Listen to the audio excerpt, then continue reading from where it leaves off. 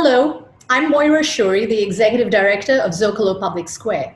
Our topic today is, are American states better at protecting human rights than the US government? We're proud to be presenting this in partnership with the Center for Social Innovation at the University of California, Riverside. At Zócalo, our mission is to connect people to ideas and to one another. Everything we do is free and everyone is welcome. We publish original writing and convene events like the one we're watching today. Find out more on our website, zocalopublicsquare.org. Today's discussion will examine the convoluted relationship between state and federal governments and show the vastly different approaches to issues that are important to us, such as human rights, immigration, and voting rights. Leading our discussion today is Richard Kreitner, author of Break It Up: Secession, Division, and the Secret History of America's Imperfect Union. Over to you, Richard. Hello, thank you, Maura, and thank you to Zócalo Public Square and the Center for Social Innovation. I'm very excited for this conversation and honored to introduce our panelists. Joining us today are Karthik Ramakrishnan, Jamila Mishner, and Cynthia Buiza. Karthik Ramakrishnan is a political scientist and the founding director of the Center for Social Innovation at the University of California, Riverside. He studies civic participation, immigration policy, and the politics of race, ethnicity, and immigration in the United States. And he's the author with Alan Colburn of the new book, Citizenship Reimagined: A New Framework for State Rights in the United States. Jamila Mishner is Associate Professor of Government at Cornell University, where she also co-directs the Center for Health Equity and is board chair of the Cornell Prison Education Program. She's in the United States, and she's the author of Fragmented Democracy, Medicaid, Federalism, and Unequal Politics. Finally, Cynthia Buiza is the executive director of the California Immigrant Policy Center, which promotes safety, health, and public benefits policies and programs for immigrants. She has previously worked on international civil and human rights issues in Southeast Asia with the ACLU and with the Coalition for Humane Immigrant Rights in Los Angeles. Thank you all for joining me in this conversation. I have about 7 or 8 questions I really want to get to before we open it up to the audience. These are big, weighty topics, so if you can keep it as brisk and brief as possible, that would be great. To begin, my first question is for Karthik. The usual progressive objection to a new federalism or reviving states' rights is that it leaves very vulnerable people, including or especially people of color, behind enemy lines, so to speak, or even more vulnerable to infringements of their civil or even human rights. Why do you think that we should feel less burdened or even intimidated by this argument now? Why should we believe that a revived states' rights or politics of devolution would on balance have more beneficial consequences than it would grave disadvantages? Thank you, Richard. Pleasure to be here, and thanks to Zócalo for co-hosting this important conversation. So when we think about federalism, especially in the context of immigrant rights and civil rights, it's not a pretty picture, right? So the dominant images in the civil rights context is of governors and sheriffs turning fire hoses on Black civil rights activists and really constraining voting rights. And we see echoes of that today. So once you had Section 5 of the Voting Rights Act gutted, you're seeing states, especially in the South, but throughout the country, that have imposed measures that have really hurt communities of color, especially in terms of their voting rights. So it might seem counterintuitive and maybe folly to say that we need to embrace federalism. The kind of federalism we're talking about, though, is what we call progressive federalism, where we are insisting that the 14th Amendment needs to be applied to set a floor to really guarantee those rights that the federal government through the Constitution is meant to guarantee, and then to build on top of that. Because what passes now for federal supremacy is the federal government holding back a lot of states. States like California, states like Connecticut, states like Illinois, Maryland, New York, New Jersey, that want to go further, that want to expand rights, especially when it comes to immigrant residents, but when it comes to other types of residents as well. So we want to make sure that the federal government doesn't serve as a constraint to states that are trying to expand those rights.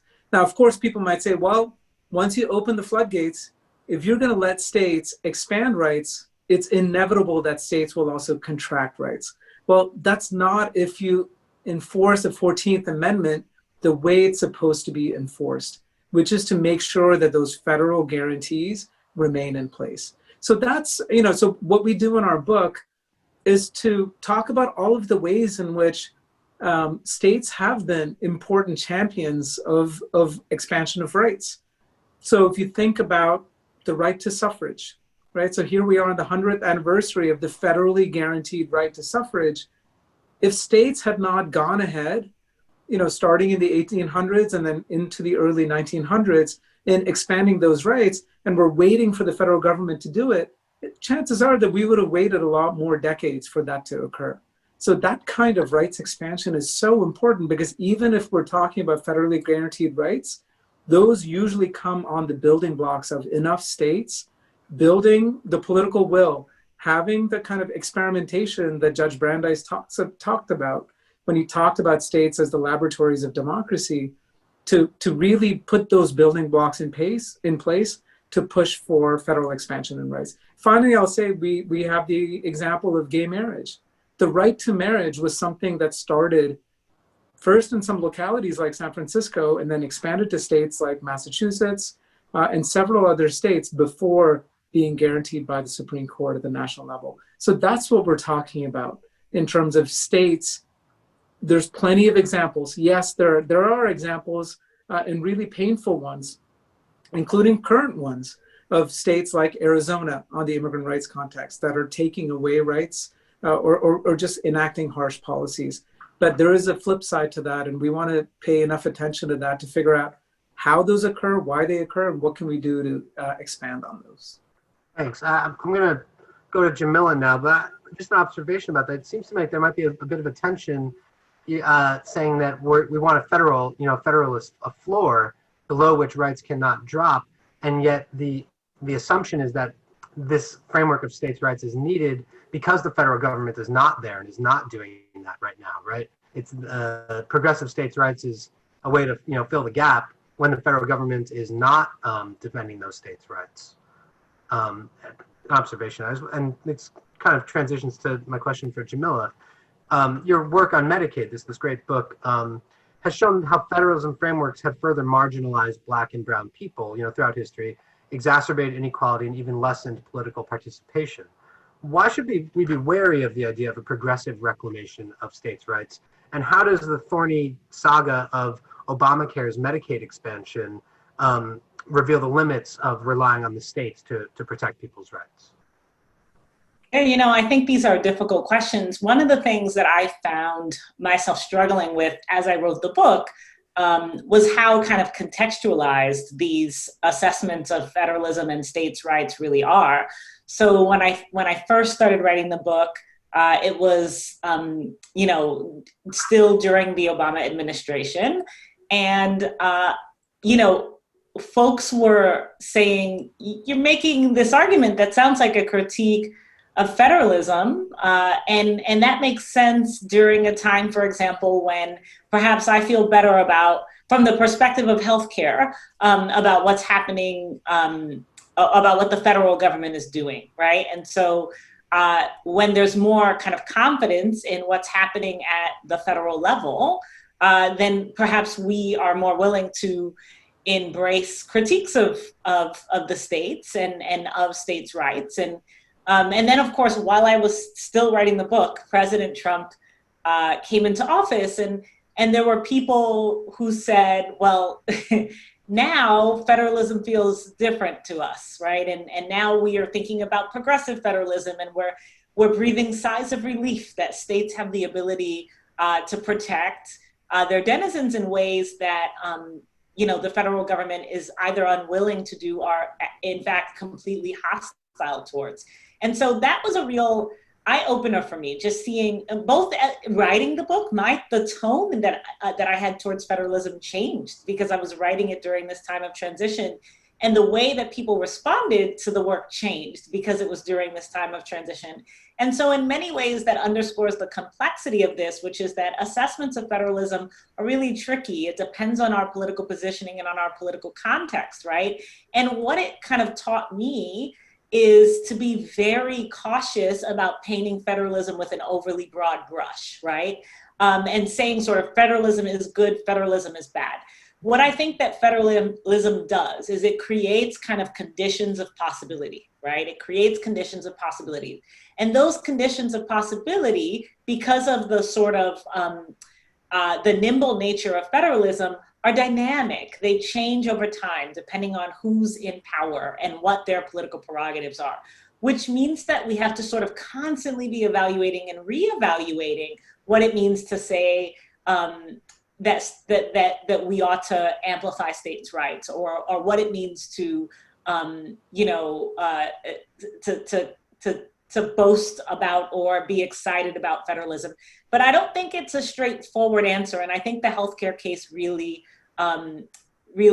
makes that clear. You know, in the book, I emphasize the inequality that is engendered by federalism, and it's true. You know, what state you live in is a really arbitrary basis upon which decisions about, for example, whether you can have access to healthcare, and even on the immigration side, decisions about your membership in our social and political community shouldn't, in an ideal world, be arbitrarily decided upon based on what state you live in. And in that sense, federalism, it engenders this kind of inequality that means that immigrants in some states, for no reason that has a clear moral grounding, are going to have such different rights and access to different resources. And so I think that there's something unsettling about that, and it's not ideal. However, we don't live in an ideal world.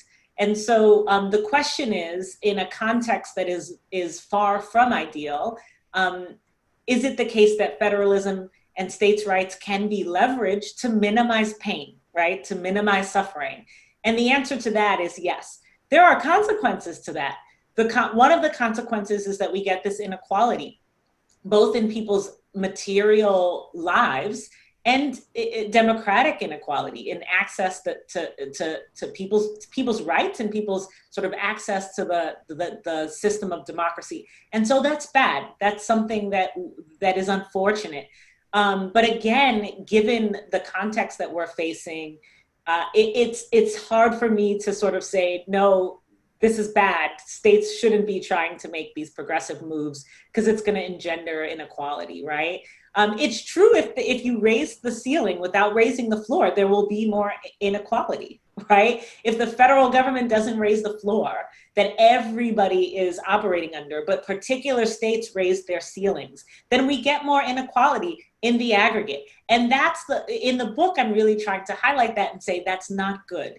And it's more of a call for the federal government to continually raise the floor than it is for them to constrain the ceiling. But, you know, there's a lot of tensions and complexities there. I guess I imagine that Karthik, sees the building going up, you raise the ceiling, and then you raise the floor, once there's more room to go up. Jamil, you were talking about immigration, so I want to go to Cynthia, who's been very focused on, immigration policy in California.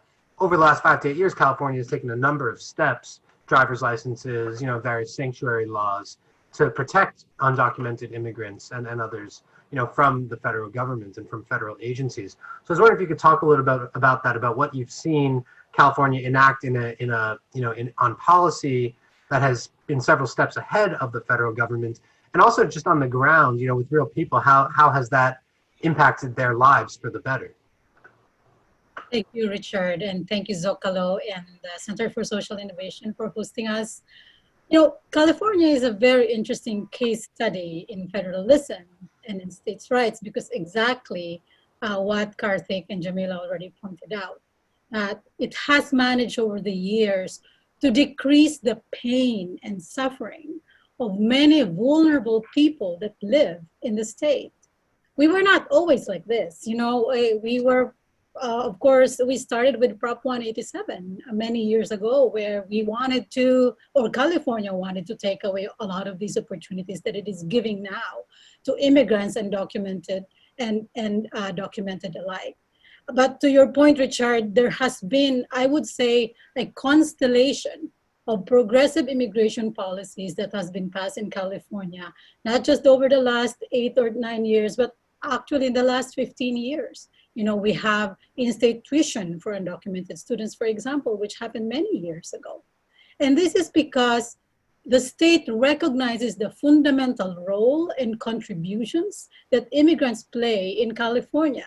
So you now have policies like healthcare for undocumented children and young adults, which is really a good model for making sure that you have a society where everyone is healthy and can thrive. That's really our framework for trying to include undocumented immigrants in our healthcare system.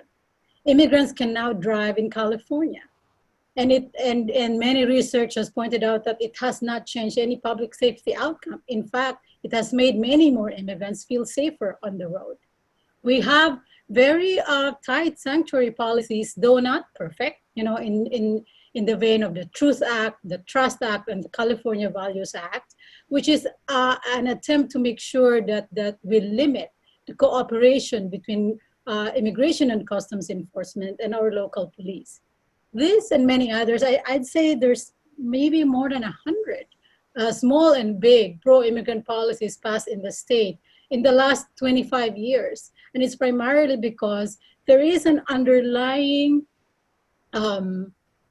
aspiration, I think, among Californians, but especially among immigrant populations in California, to end the two-tier system of existence. That is really what many immigrants in California are living now. And if it means making sure that we insist on a human rights-based framework to ensure that folks that are suffering, especially now, what I want to point out is this pandemic and the multi-level crisis we are going through in relation to our racial justice issues and our governance issues, it has created a compounding of not just suffering, but vulnerabilities in immigrant populations. So the second part of your question, what is going on with immigrant families now? It's dire. People who are afraid already are even more scared to access benefits that they're even eligible for. In a time where healthcare is so crucial for everybody, people are hesitating to go to hospitals. Children continue to be separated from their parents. Immigrants are unable to shelter in place because they are 1 month, one paycheck away from losing their homes. They are very close, many of them, to being houseless. Many immigrants are going through what we now call the digital divide, because we just make assumptions that since we are a country and a state that has made advancements in technology, that everyone can have access to that. That's not true. In many parts of California, people have access to other side of arguing for federalism and states' rights. It's because, as Jamila pointed out, a big part of the work in the book in terms of going to archives and really excavating that part of California history, as well as the history of Black people in the United States as well. And it's important that this book is not only about immigrant rights, it's also about Black civil rights using a citizenship frame. And we should not have rose-tinted lenses when we look at California, because for the first 150 years of California's existence, California was a trendsetter going in the other direction of removing rights of peoples. And it was there from the get-go, right? From its founding, it took away rights, not only of immigrants, also of Native peoples and Black people as well. But they really specialized, if you will, in taking away the rights of Chinese people at first. So you had a lot of Chinese who had come to California to work the gold mines. Almost immediately, they passed a miner's tax. Soon after the founding of the state, they passed laws that basically took away the rights of Chinese people to testify in court cases. And they spread that to other populations as well. And they kept ratcheting up the pressure. Many people, when they think about immigration restriction, think of the 1882 Chinese Exclusion Act at the national level. Well, California passed many of these restrictions before that. And the major reason why you saw immigration restriction through the Chinese Exclusion Act was because of California. So California passed a revision to its constitution in 1879 that was far-reaching.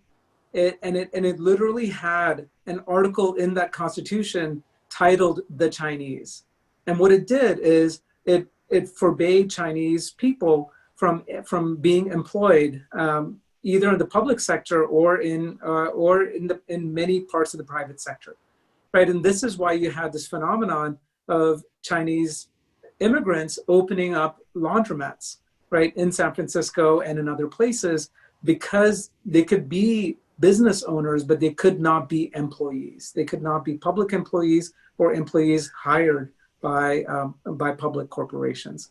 So that part of California's history has continued over the decades. So in the early 1900s, California passed the Alien Land Law, which said that you had to be a US citizen in order to own title to land. So that affected a lot of Asian immigrants, including Japanese immigrants and Indian immigrants. And those immigrants had to come up with creative schemes to try to retain ownership of the land. So for example, Japanese Americans, they had their children, by then you had a native-born population that they could transfer the title to. So many Japanese immigrants transferred title to their children and kept ownership that way. The Indian population, they didn't have children that were born in the US yet. They had more recently arrived. So you had this phenomenon of a lot of Indian immigrants in the Central Valley and in Southern California, the Imperial Valley, marrying Mexican-American women in order to retain title to land. So it's really fascinating. And I think that's also an important part of the story, is that you have these harsh immigration laws that get passed, but it's also pretty interesting to see the kind of resilience of immigrant communities to be able to respond to these laws. But California continued that, and it continued that even after 1965. That was a landmark legislation that opened up immigration to many parts of the world, but it also put a cap on migration from Mexico for the first time. And that and the ending of the Bracero program meant that you had a lot of undocumented immigrants in California and elsewhere, and they were undocumented because of the way we changed our laws. Mm-hmm. The fundamental dynamic of farm workers and others working in seasonal labor continued. And so what did California do? California was one of the first states that passed laws to crack down on employers and really harsh laws on undocumented immigrants. So 150 years of that. It's pretty amazing that in the last 20 years, we've flipped and gone in the completely other direction. And why is that the case? Well, it's because of organizations like the California Immigrant Policy Center and all of the regional coalitions that they've built.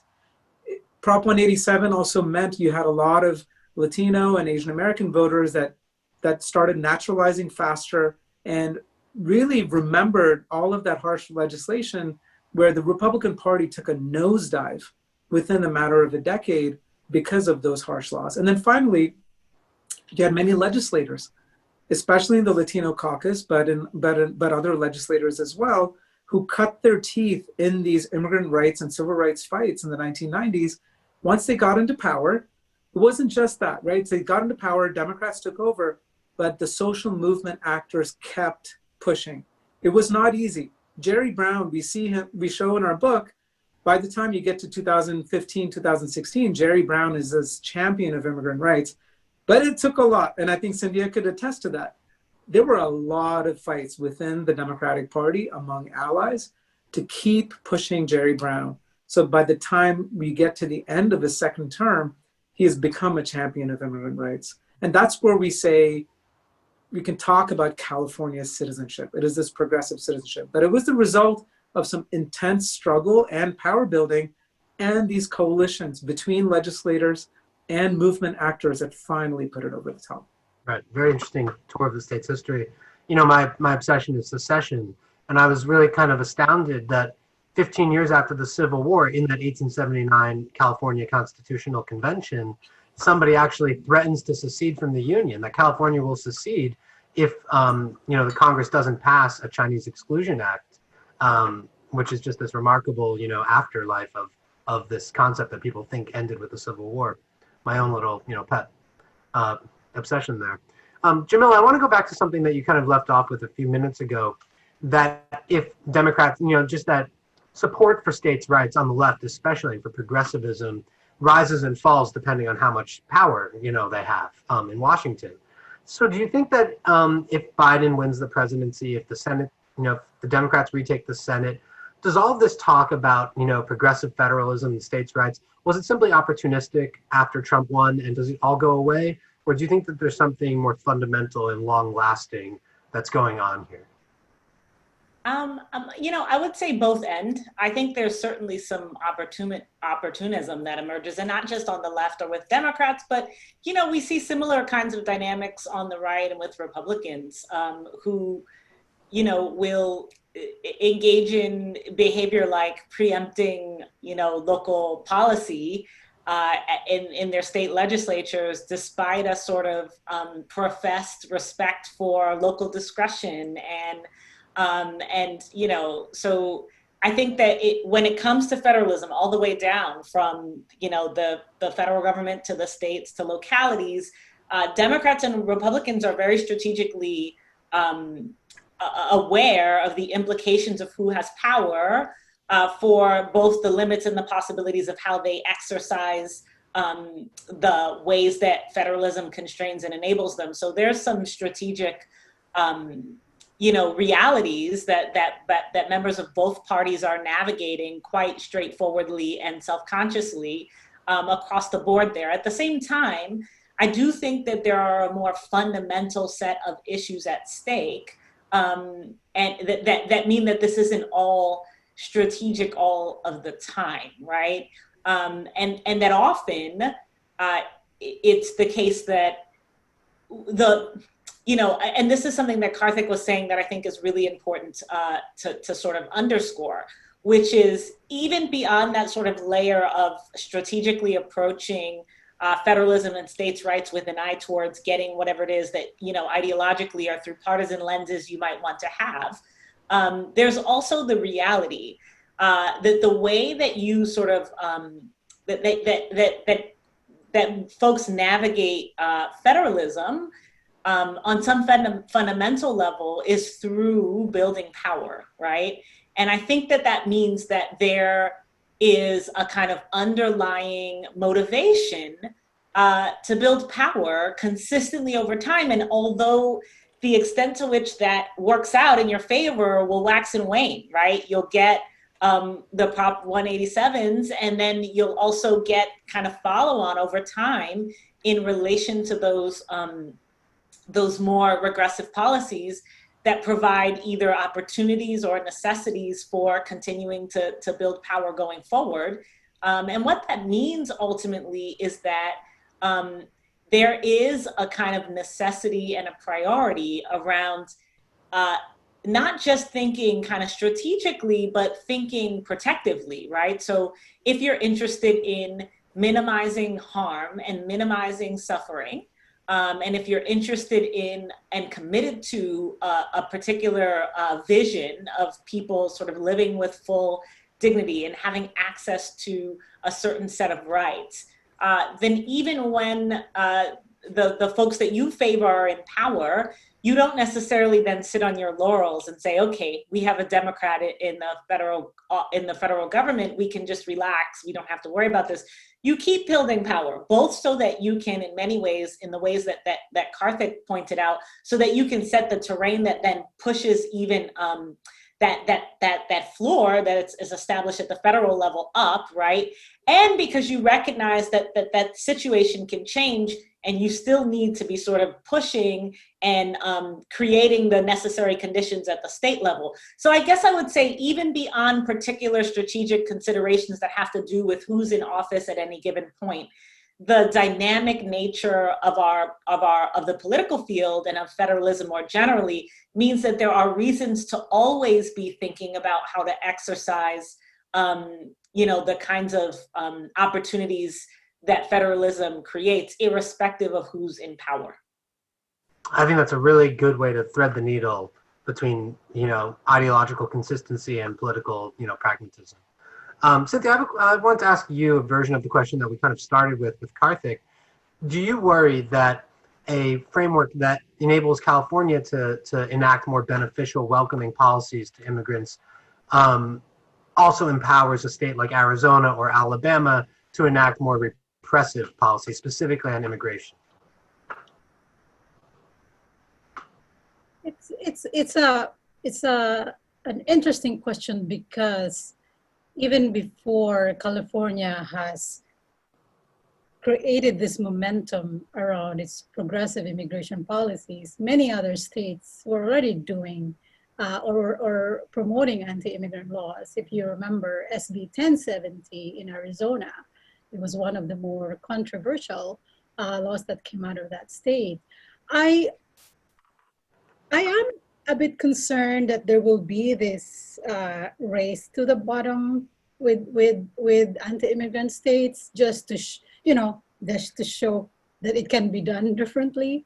But I do believe that rather than focusing on that, we need to focus on the progressive states that are actually creating this huge momentum for inclusion. And there's many of them, as I said earlier, where a framework or a blueprint for how you actually do immigration right has been seeded.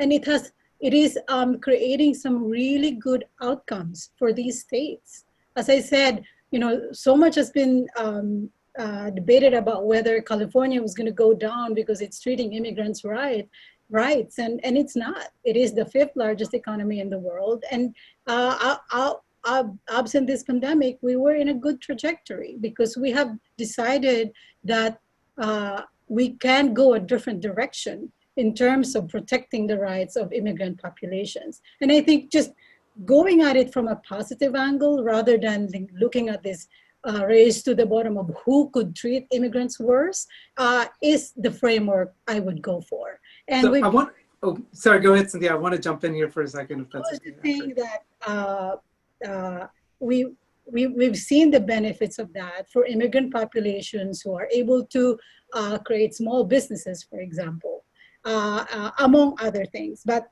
I think that yeah, my third thought was a little bit disconnected, so I'll go over to you, Karthik, and I can just jump right in afterwards. Yeah, my apologies, Cynthia. No, one thing I wanted to say on this, Richard, this is the kind of argument the Obama administration was making in 2009 and 2010, telling California that it should not be passing some of these sanctuary type laws because that would allow laws like Arizona's to stay.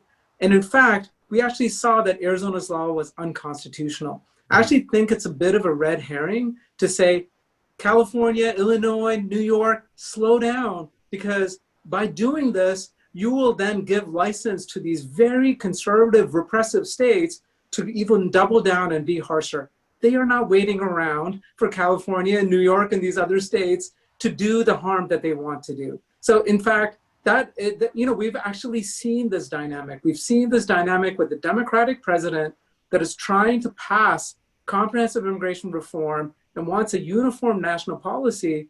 And that's actually something a lot of immigrant rights advocates, not only in California, but elsewhere, have been very concerned about the kinds of things that get included in a comprehensive immigration reform package. You saw that in 2013. First of all, they were moving away from a family-based visa program, right, in order to get enough conservatives on board to pass that. There were a lot of harsh enforcement measures in that comprehensive immigration reform bill that passed the Senate in 2013. So that is something I think that is just really important to be careful of, is this notion that somehow by allowing states to raise their floors, that other states are going to reduce theirs. It has no bearing on the other, one on the other. And in fact, the Supreme Court has weighed in and prevented a lot of the progressive laws on immigrant rights have actually withstood constitutional scrutiny, whereas a lot of the harsh laws that states have tried to pass have failed at the US Supreme Court. So I think there is a kind of changed considerably in the last couple of years and is about to change even more, Yeah, can I chime in really quickly on this point? And I'll just say really quickly, which is, political scientists have identified this phenomena of policy diffusion, right? Which means that it is true that what one state does can affect what other states do. but not in the sense that what California does is going to affect what Mississippi or Alabama or Arizona do. In fact, the states that tend to share ideas as far as policy diffusion are the states that are more similar, right? Ideologically, politically, demographically.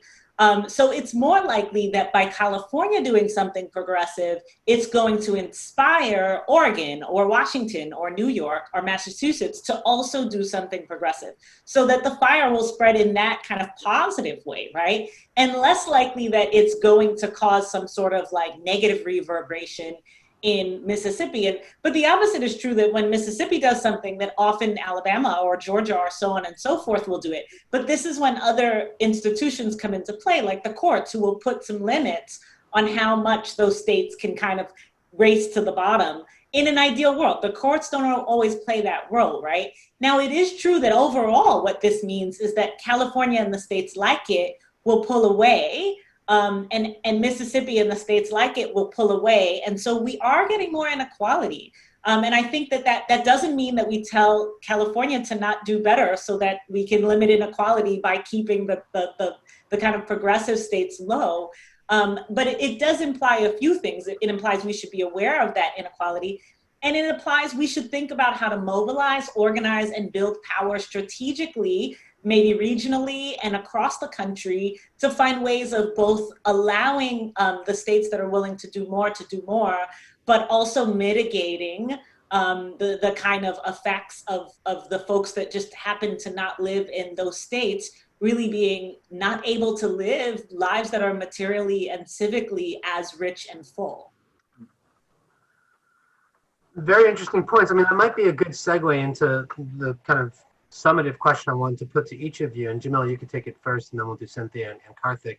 You know, obviously America is bitterly divided. My own book argues that we might actually be breaking apart. And that growing talk on the left of embracing states' rights, that the ideology usually associated with the right, might be some evidence of a kind of hollowing out of the national enterprise. So my question is, do you see this kind of framework as something that might encourage or precipitate that kind of national dissolution, or do you see it as a way to kind of accommodate our differences in something that could actually save and preserve that, you know, the national enterprise? That's a really difficult question. I spent 6 years not answering it. So. I guess I would say, and I'm not trying to make an end run around the question, although I will say that my inclination is not towards optimism. And so, you know, you can take that with a grain of salt. But I guess I would say this: we have to confront and contend with these forces that are pulling us in such very different directions, in ways that are becoming increasingly sort of predictable, and in configurations that we're increasingly understanding to be patterned, right? And so that's why we can look out into this landscape and say, "Oh, this is bad. Like, how do we maintain our kind of status as a polity, as a unified polity, when we see these patterns unfolding more and more?" I think when states like California do some of the things that they're doing, it does push us towards a point where these questions are coming to a head, right? And when the president of the United States looks at the kind of the distribution of COVID cases and says, "Oh, but it's just all the blue states suffering," right? And when that's a logic that resonates with your constituency, "Oh, it's just those people in places we don't care about suffering," those kinds of things, right? And those things are sort of refracting kind of national sense that, hey, California feels like a different country, right? New York feels like a different country. These places are very different relative to the folks who are living in, you know, fill in the blank stereotypical places that we find feel like they're opposite of California or New York or what have you. And so as those differences become more and more apparent, either because of the kind of blatant ways that they are politicized, blatant and frankly destructive ways that they're politicized, or because of the actions that these various states are taking that highlight how very different they are, what a different commitment they have to, for example, citizenship. Absolutely, you know, California, at least in its modern incarnation, certainly not always, is showing us, right, that it is in some ways a different country relative to other states.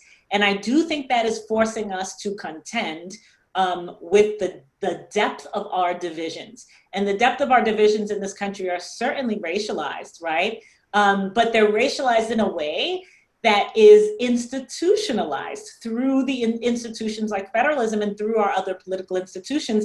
And that is why these things are able to come to more and more of a head. So I guess I will say that I think we're getting to a point where we absolutely are going to have to contend with these difficult questions and won't be able to avoid them. Do I think it's going to end well with us remaining like a singular polity that learns our lessons and then moves forward together in a unified way?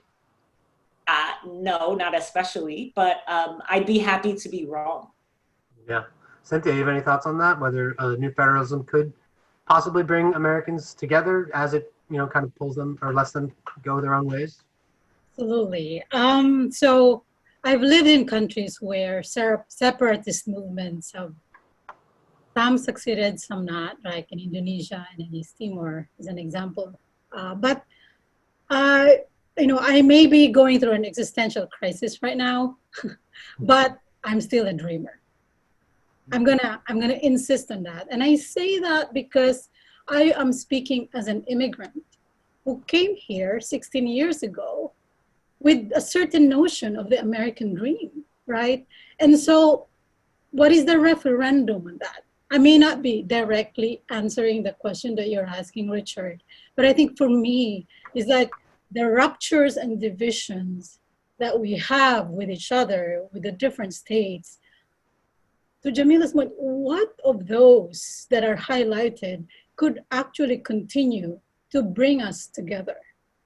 And for this, I will not discount the fact that there's some serious, badass organizing and movement building going on in the ground, not just in blue states. You have no idea what organizing is happening in Texas, in Alabama, in Arizona. We have folks that are expending blood, sweat, and tears so that this notion of we the people and a country as one can continue. Because as I said, I don't know that there has been a final referendum on the American dream. And if there is, I would like to know what it is about, because right now I still believe it. Thank you. Very beautiful. Karthik, any thoughts on this?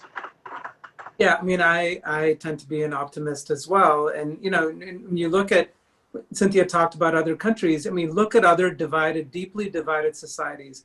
What is one of the solutions we know works? Federalism helps, right? If you have deeply divided societies that are divided, especially along geographic lines that reinforce other divisions, federalism helps. Because if you don't have federalism, what we had in the last 4 years is this notion that when a party takes over, and especially if Congress is not able to pass anything, you're going to endow the presidency, the executive, with so much power that it's like a whipsaw action when each party takes over the presidency.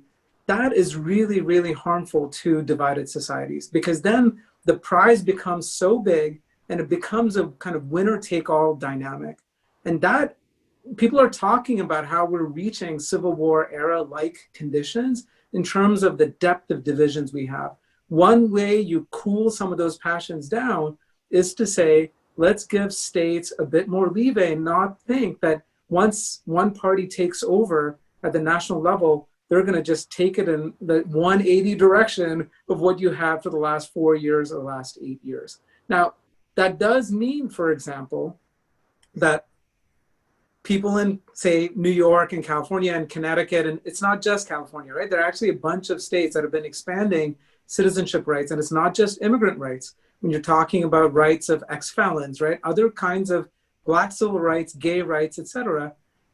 It might mean that we need to build that, if not a 50-state coalition, at least a 30-state coalition in order to pass congressional law. And that's the thing I want to say, is that the reason why you need to continue having states raising those ceilings, raising those standards, is that short of executive orders or some kind of magic Supreme Court decision that's going to universally expand rights across the country, you need to pass congressional law.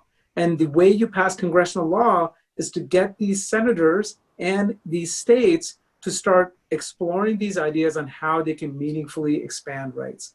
Without that, it's just not going to happen. So that's something I would say. And so a lot of folks now, as we're on the eve of this election, they think the solution is going to have, on the progressive side, it's going to be a Biden-Harris presidency with a court that is packed that will then miraculously enable all of these rights to expand. I am cautious that that is actually going to play out. I think that we cannot ignore the role of states. So a lot, and that's one of the implications in the book as well. A lot of funders think we need to win the presidency, and by winning the presidency, it's this kind of silver bullet, or this kind of magic in which all of this rights expansions will proceed naturally. We didn't see that in the Obama era. And this is something even the President Obama said, you cannot just count on the president to do all of that work on rights expansion. You have to have Congress on board. In order to have Congress on board, you have to build state power. You cannot ignore the states. And so for people who think that somehow you can just get away with this by taking over Congress and the presidency and even the courts, history shows otherwise. You have to build power and policy innovation at the state level in order for that to roll up to the federal. Right. I think that jives really well with something Jamila was talking about earlier about reckoning or reconciling ideological consistency with political pragmatism and pushing forward a states-based approach, even at a time when you do have federal power. I have a question from the audience here, which is about immigration, so I'm going to direct it to Cynthia first, at least. If California, this person says, enacts an open border policy, let's not use that terminology, but we'll say more liberal, policies with immigration, and the federal government tries to enforce federal laws or impose its own vision, obviously presuming a hostile federal government. What then? Often clashes, over states' rights have led to showdowns, as in Little Rock in 1957, or of course, the Civil War. So what happens if the federal government says, I don't think so? Well, I mean, we're already seeing that play out, right? In the last 4 years, that's been mostly the case. And more recently, on the Remain in Mexico policy. So the border policies is always a hotly contested issue. And I think for right now, there's a lot of preemption, right? At the end of the day, California's hands are tied when it comes against what the federal government can do on immigration. And so what we try to do as advocates on the ground is to try to create a broader set of framework, including, using international human rights framework to pressure the US government to protect populations that are fleeing persecution, because we are a signatory to the United Nations Declaration on Human Rights. So there are tools at our disposal as advocates, as human rights activists, to use so that we can hold a hostile federal administration accountable to some of its more cruel immigration policies. But there are all the more reason that we need to move towards a harmonization of what Karthik was saying earlier would bear enormous pressure on the federal government to fix this broken immigration system once and for all, because that is the root solution to this. The root causes of immigration challenges lies in that we become able one day to stop playing football with this issue and really fix it, because it's other countries have done it, but we couldn't get there somehow, and hopefully we could beyond this year. I have a question I'm going to put to Karthik first, and I'd love to hear Jamila second on this. And this is about climate change, which might be, ordinarily thought of as outside the rights framework. I think a lot of people are trying to bring it in. How does a revival of the role of states in American politics shape climate policy? It seems like the truly necessary actions that need to be taken are not only on the national level, but on a global scale. So what can any one state do about that? Or is that kind of a step backwards from what really needs to happen? Yeah, so actually, Richard, it's not that too far afield from a rights-based framework. One thing I'll say about the book, not only do we look at citizenship in a federalism framework to say that there's not only national citizenship, but state citizenship and local citizenship. And by the way, you have many localities that have ID cards that expand health services and other things, right? So we haven't talked that much about local citizenship. We also talk about different dimensions of rights. So we typically, when we think about citizenship, we think about legal status and the right to vote. That's kind of usually seen as the hallmark features of citizenship. Well, we say we actually have 5 dimensions of rights. One of them is the right to free movement, by the way, which comes up not only with respect to immigrant populations. You know that tagline from Southwest, you're free to move about the country? Well, many communities of color are not free to move about the country. You see that with stop and frisk. You see that with police brutality, right? So that's an important right. But another right we talk about is the right, what we call the right to develop human capital. So you have all these rights that are just disconnected right now. When we talk about the right to education, the right to healthcare, the right to shelter, the right to clean water, what are all those a part of? What we say, this is the right to develop human capital. These are the fundamental building blocks that you need in order to thrive as a human being.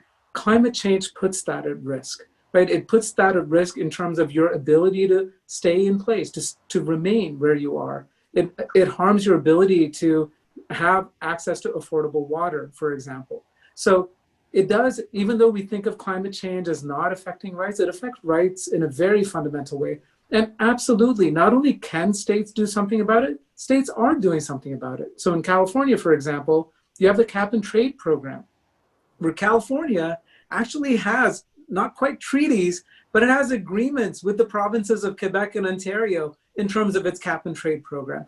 This is something that is constitutionally actually permissible. This is also a fight right now. There's a long-standing fight between California and the federal government on the Clean Air Act.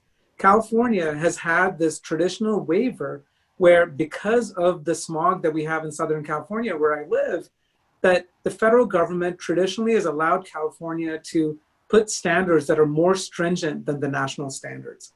The Bush administration was fighting California, but once the Obama administration came in, the Obama administration synchronized its national air standard quality with California. Now California is trying to do better because we do not meet our global need to reduce greenhouse gas emissions without a state as large as California advancing on greenhouse gas reductions.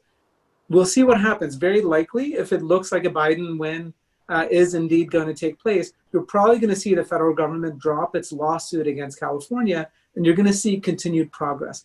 In the last, the last debate, people were talking about, climate change and the kind of progress. It was actually, I think, in the vice presidential debate. Vice President Pence said that, well, the U.S. has already made so much progress. Why has the U.S. made so much progress? Because of states like California and others that have made that progress. It's not because the federal government under President Trump and Vice President Biden have somehow miraculously moved our country towards those greenhouse gas reduction goals. Right. Yeah. They're just going to follow the science wherever it goes. Their line. Jamil, do you have any thoughts about this on climate change and federalism? I do, and I really would echo what Karthik said around the kind of reality that the rights-based framework and an emphasis on climate change policy are absolutely compatible, and as is a rights-based framework and a justice-based framework, right? And I think that there are issues of both rights and justice when it comes to climate change, particularly for the marginal populations that we've been talking about throughout this entire conversation. When we think about the suffering that will happen on account of climate change, and in particular, if we don't enact policies that sort of that address some of the worst excesses of it, that suffering is not going to be equally distributed. It's going to be precisely the folks that we've been talking about who are most vulnerable, Black and brown folks, immigrant populations, people living in poverty. They are going to and are already bearing disproportionately the burden of climate change run amok, right? And so this is another way that it fits into both of those frameworks, which is that climate change is really important with respect to, you know, how it's going to affect whom. And I think that federalism fits in here in a couple of different ways. You know, Leah Stokes is a political scientist who's written a great book about climate change policy, and she looks at, you know, different state level battles around clean energy and other sort of climate change policies, and focuses on states like Texas and Ohio and Kansas, and shows some of the complexities of federalism here. So I think much like the conversation that we've had reflects, it's not a straightforward story, right? If you just think about California, it feels like climate change has been, you know, in many ways boosted, and addressing that has been boosted by what states like California have done. But there are plenty of other places where there are interests who are in fact bad actors, who are influential and who are preventing states from being able to respond appropriately. So I think we see similar complexities when we look at climate change as we do when we look at immigration policy, and as we do when we look at healthcare. We see that there are no straightforward answers, but we also see that there's no straightforward path to advancements if we're just thinking about the federal level or the national level. And that's why we keep coming back to these questions of states, because we're looking for pathways and for possibilities, and it's not clear what those pathways and possibilities look like at the national level, right? So I think that climate change really underscores many of the same challenges that we've been discussing throughout, and it's even more striking of an example because what happens is going to ultimately affect all of us, right? And this is true also of immigration and true also of healthcare because of our shared humanity, right? And what happens to any of us in any place is relevant to what happens to all of us as a polity, right? And that's one of the things that one of the moral challenges of kind of the inequality that federalism breeds is precisely that, right? It feels like our human dignity is contingent on arbitrary geographic location in ways that we should be deeply uncomfortable with, right? But that reality notwithstanding, what that should sensitize us towards always aiming for something better than what states' rights can provide us. We should always be aiming for more than that. We should be aiming for a high ceiling that everyone can benefit from, right? But in the meanwhile, we have to reduce human suffering. And for that, we need to activate the states, right? And in doing so, we may also activate a certain set of politics, right? And that's where the issue of power building comes in, that allows us to get closer to that broader goal of everybody being able to have their human dignity enacted through these various policy arenas. Extremely interesting. Just that last answer sent me off into 12 different directions that I wish we had time to explore. Unfortunately, we're out of time. We have to end things here. Thank you all for sharing your insights. It was an excellent, very interesting, fascinating conversation. The discussion will stay on Zócalo Public Square and Zócalo's podcast, along with an article covering what we discussed here and short interviews with everybody on the panel. They asked me my favorite meal. I said a hamburger. I couldn't think of anything else. Once again, we would also like to thank the Center for Social Innovation, which co-presented today's conversation. And to everyone watching live online, thank you very much for your questions. And we hope this sparks many more conversations. So thank you, everybody. Thank you. Thank you.